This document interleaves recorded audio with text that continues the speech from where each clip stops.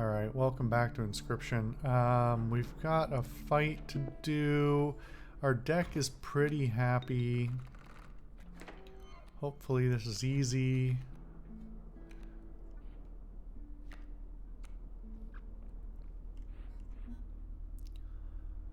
Fawns.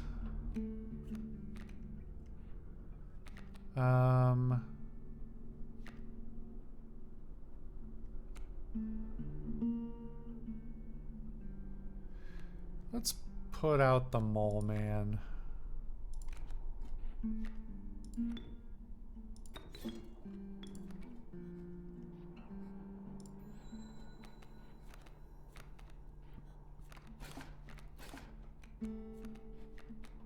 Oh no, I had it backwards. I'm an idiot. Fuck. Well, somebody's probably written that in a smug comment on the previous episode where I did that. Yeah, it's not Touch of Death when it defends, it's when it attacks. Shit. Well, still a useful card.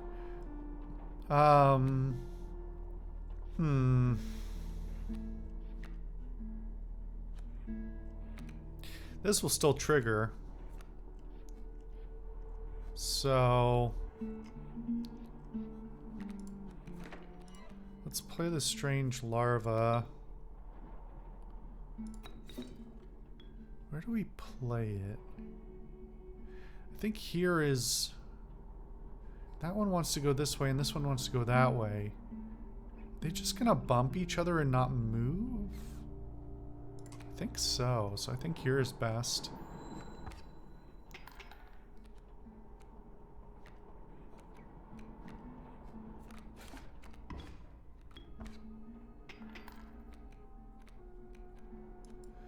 So here's my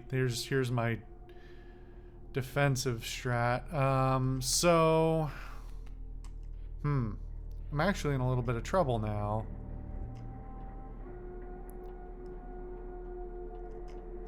Thankfully, I'm a little bit... Okay, I'm at neutral on this. So, this elk's gonna die. This is gonna do 2 to the pupa, and I'll take 2 here.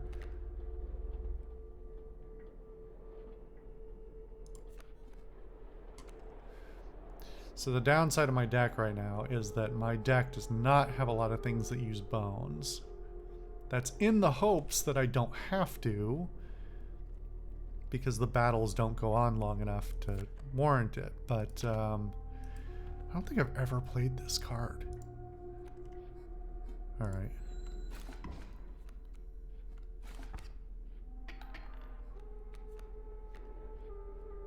Alright. Here we fucking go, Mothman. Jesus. A 9-1, huh? Alright. Pretty cool. Alright. This should be... I'm pretty sure this makes this an easy win.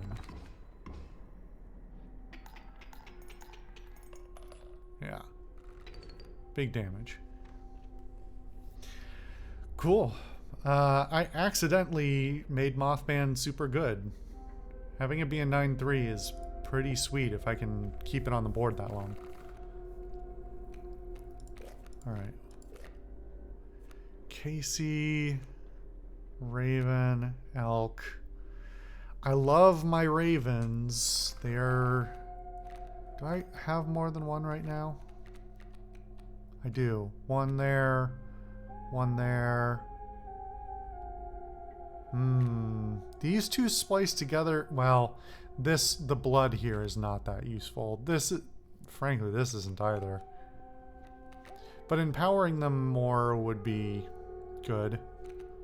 On the other hand, the elk, or the bifurcated strike with the sharp quills. I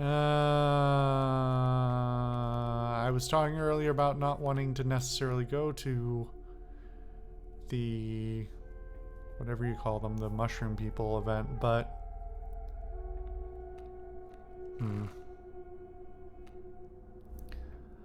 do like my flyers, even if I don't go there. At the minimum, being able to turn something else into a flyer with that is appealing. Oh, and we'll get an extra pack rat here. That pitiful opossum. Wait, what is this? Wait, I thought oh, I didn't have 3 items. Frozen opossum bottle. 0 power, 5 health, frozen away.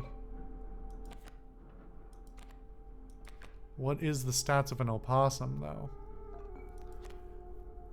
Nothing will happen. This bottle of goo has no use. I just don't really believe that. Harpy's bird leg fan. To the users, your creatures will attack as though they have the airborne sigil this turn. I mean, if I'm up against a big wall of enemies, that's pretty good, but I already have so many things that fly. I don't know. None of these are great. I wish I knew what the hell this was. I feel like it can't just be what it says. Nothing about this game is ever exactly as it looks.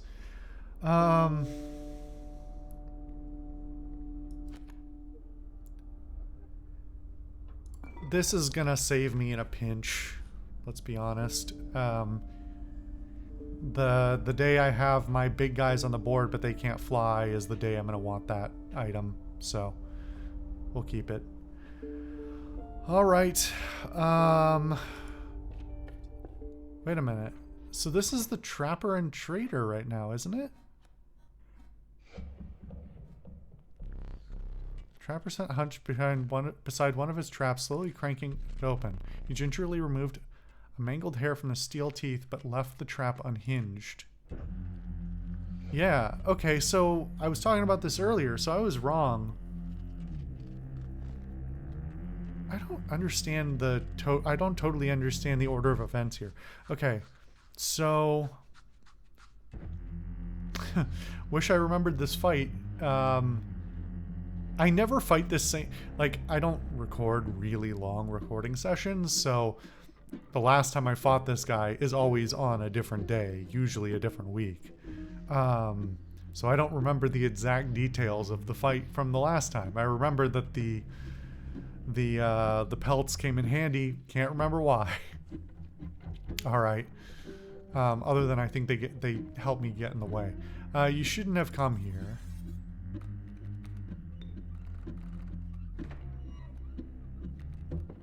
All right.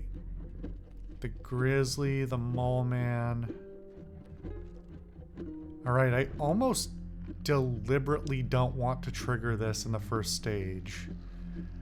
So do I force a first stage quick end with the grizzly? Can I do that?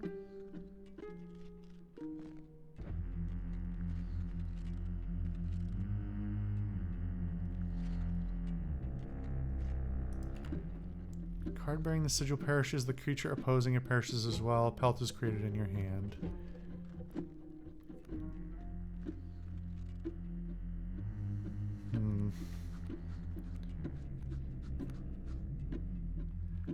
I can force a stalemate with the mole man, but I don't know that that does me any good.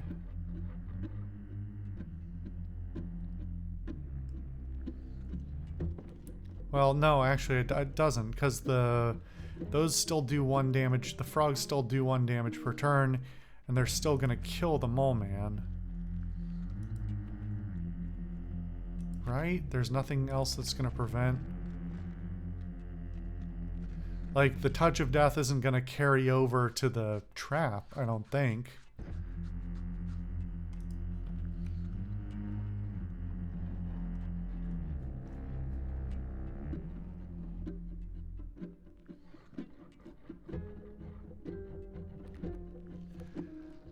I think I have to play the grizzly. I think I'm gonna end up playing this guy too. It's unfortunate.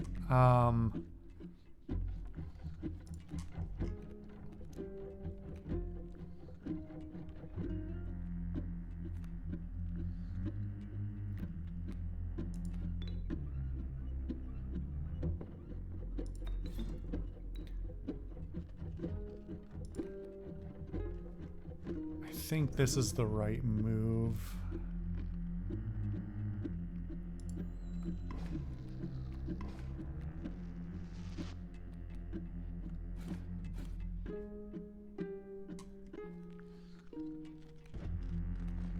So, I can keep stalling this.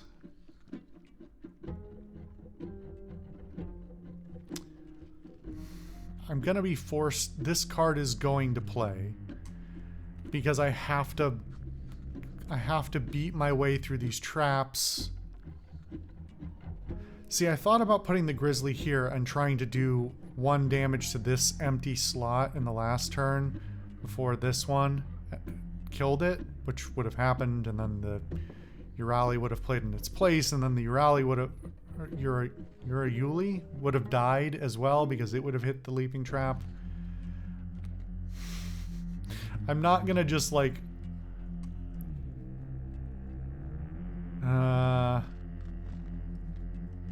like I could play the flying card or the flying item and then win this, but it's silly.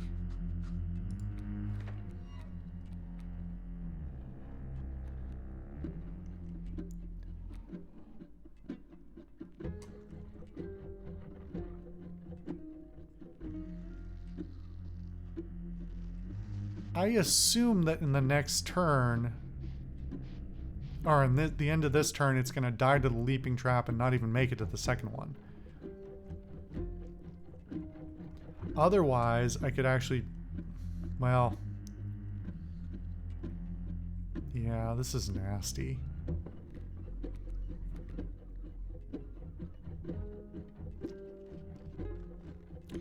I can put the smoke in at least so that when the bullfrog comes in, I don't take the damage and it nets me the bones. And then we'll just hold. There's no reason to put things out early, I don't think. Oh! Oh! Oh shit! That's so much better! Hold on, is that what the language says? Card bearing the sigil... No, that's the wrong thing. The card bearing the sigil perishes, the creature opposing it perishes as well. So opposing is a weasel word that doesn't mean the card that attacked it, it means the card in front of it.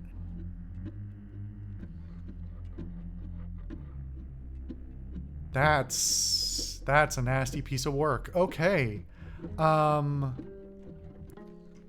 Interesting.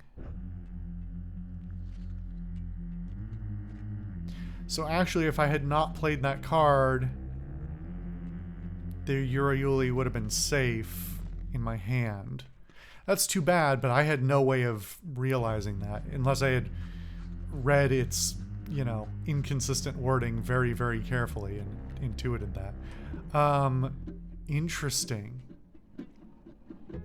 So I think, if I remember correctly, I'm going to lose both these cards at the end of this turn anyway. So it's probably in my best interest to just keep drawing, especially with my hand full of, or my deck full of pelts. Both of these are going to return to me as pelts. And there's no reason to put anything else out.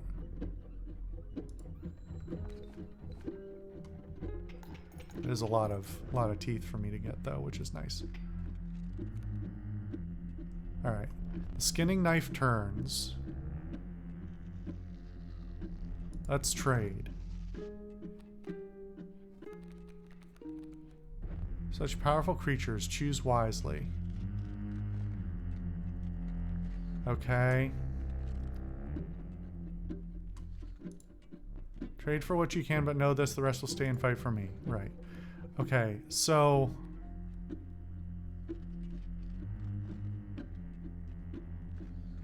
I have 2 pelts. I haven't gotten these back as pelts yet. I could just win it by grabbing both of these, right? Is anything else gonna jump in the way? in the current state, if they don't kill my stuff right away...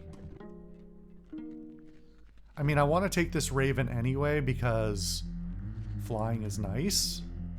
I can even use that to defend against some of this.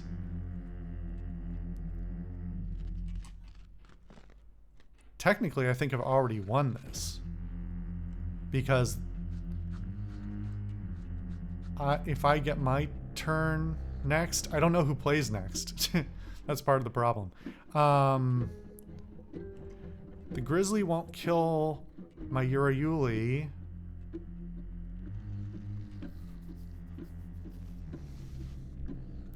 The only thing I'm not sure is if I should grab this Grizzly or if I should grab this Elk, because at this point we're just trying to open places for me to attack. We're opening lanes of attack. We're not worried about the response. Because I can tank... Unless they just make these cards disappear, which I don't think happens, then I can tank 4 damage or whatever.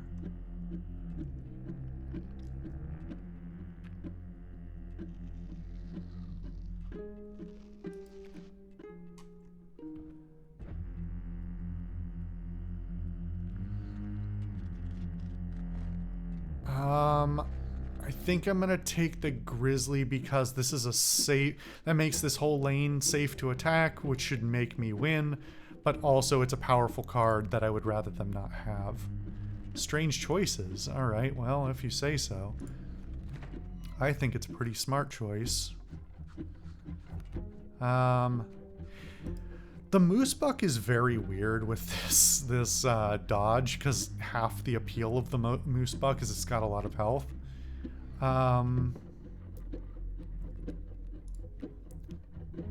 So...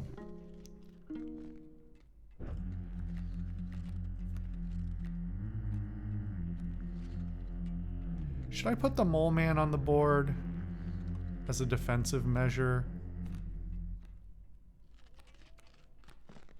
Or should I put the Grizzly out? The Grizzly has as much health. Actually, there's no reason I can't technically play both if I wanted to. But, let's see.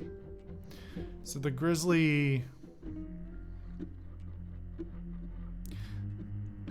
The Bat is still going to defend against the Grizzly. It will kill... The Grizzly will kill... the Bat and damage the Turkey Vulture, or the Bat and damage the Great White. Or the... Sorry. No, it will kill the Elk but not damage the Great White, which would be a less appealing option. So I think here... Although that makes this kind of useless because it's up against Flyers, which won't attack it. But,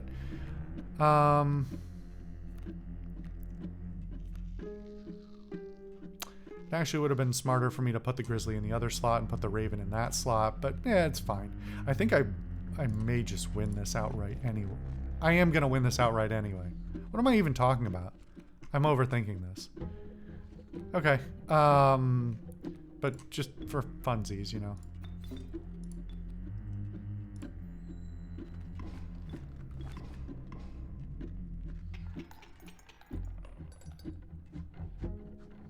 Pretty good. This is a good deck. I like this deck a lot. Your lives are restored. Perhaps one of these will entice you.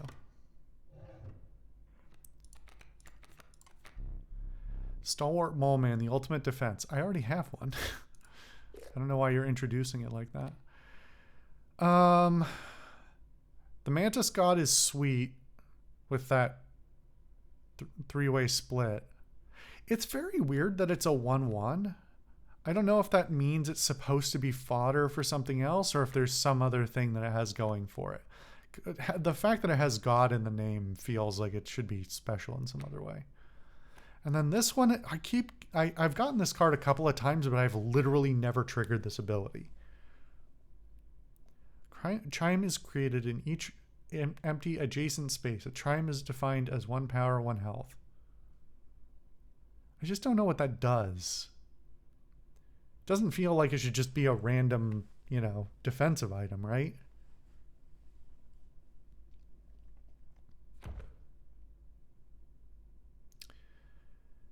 Very curious. I think the Mantis God is the call on this one.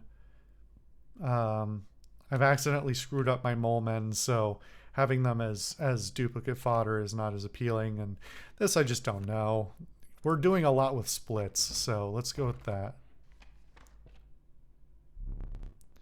You sneezed, the thick musk of pelts faded from the air. A sense of finality came over you as you moved towards a light in the distance. Let me see. Well, we're already here again. Wow. Crazy. All right. We'll come back to this next time.